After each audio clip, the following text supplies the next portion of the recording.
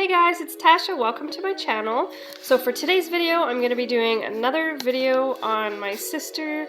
She hasn't got her hair done in a long time because of COVID and everything. We just haven't gotten to it. So her roots are very long, as you can see. She does have a really beautiful natural color, but she hates it, so she just wants a bunch of blonde highlights just to brighten her up. And yeah, so if you want to see how I do this, keep watching.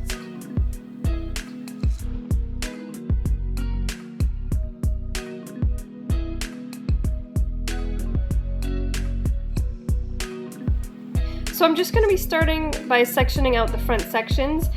So I'm going to section from the top of the head to just behind the ears.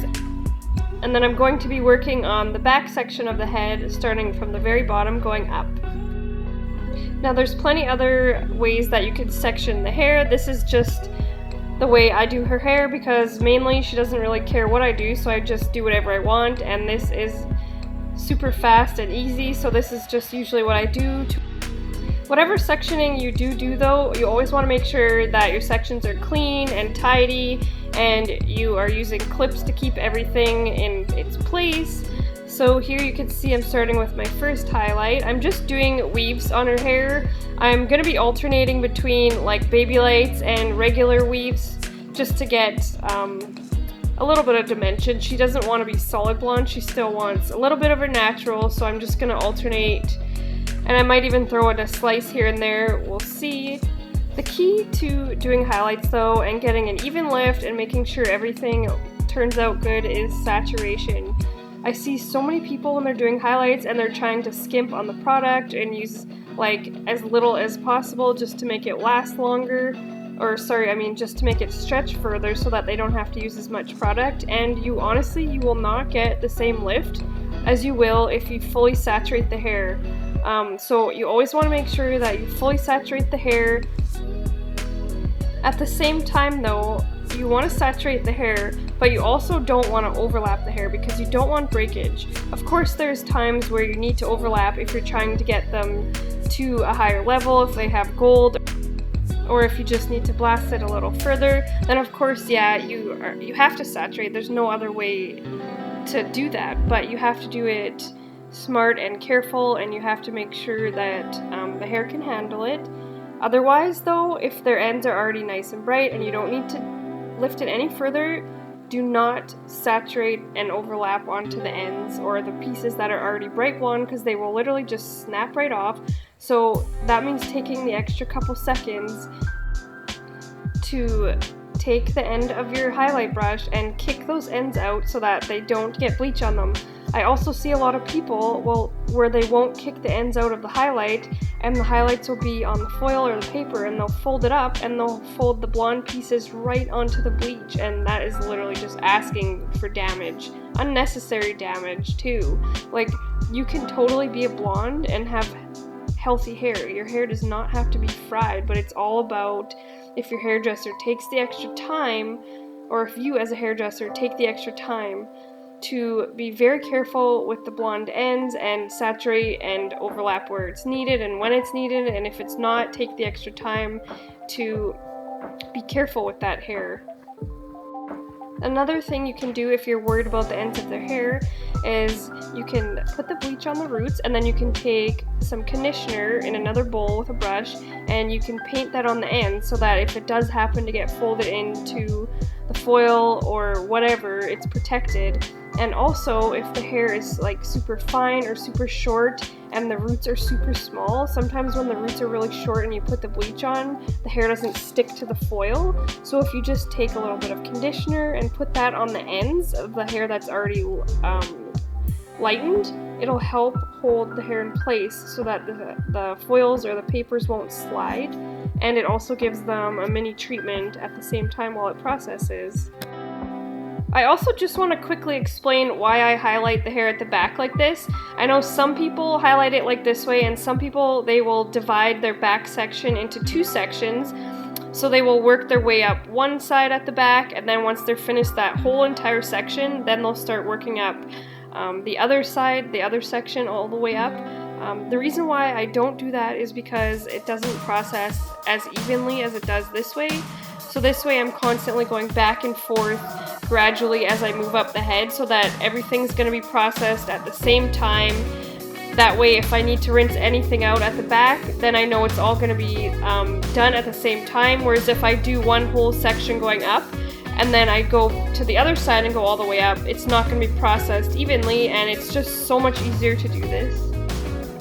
But again, it's all personal preference and whatever you prefer. This is just the way I do it and what works best for me. Also, if you've never highlighted with a highlighting board before, you really should at least just try it. It makes it so much easier to fully saturate because you have something sturdy underneath so that you can apply the pressure to make sure that it's fully saturated. And yeah, it just makes it a lot faster and a lot easier having that board underneath there, so I really recommend trying it out.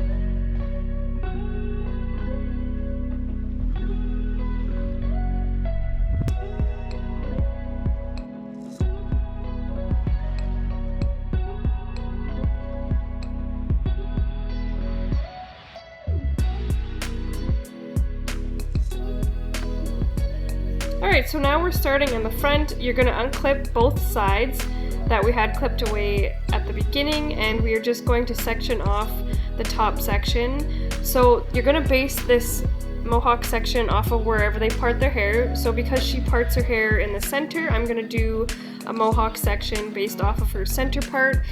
And if they part their hair on the side, then you're going to base your mohawk section off of their side part.